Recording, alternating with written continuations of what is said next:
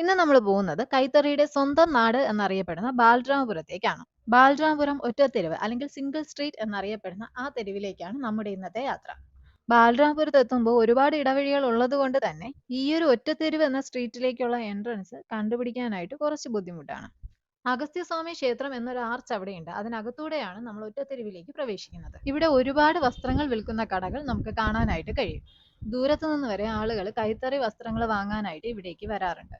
ഏറ്റവും കൂടുതൽ സെയിൽ ഇവിടെ നടക്കുന്നത് ഓണക്കാലത്താണ്. ഇവിടെ കാർ പാർക്കിംഗ് സൗകര്യം ഒരുക്കിയിട്ടുണ്ട്. നമുക്ക് കാർ പാർക്കിംഗ് എവിടെയാണെന്ന് കണ്ടിട്ട് വരാം. ഈ വഴി നേരെ ചെന്ന് അവസാനിക്കുന്നത് അഗസ്ത്യസ്വാമി ക്ഷേത്രത്തിന് മുൻപിലായിട്ടാണ്. അവിടെ നിന്ന് നേരെ റൈറ്റിലേക്ക് തിരിഞ്ഞ് ഈ ക്ഷേത്രത്തിന്റെ ബാക്കിലൂടെ കറങ്ങിയാണ് നമ്മൾ കാർ പാർക്കിംഗിൽ എത്തുന്നത്.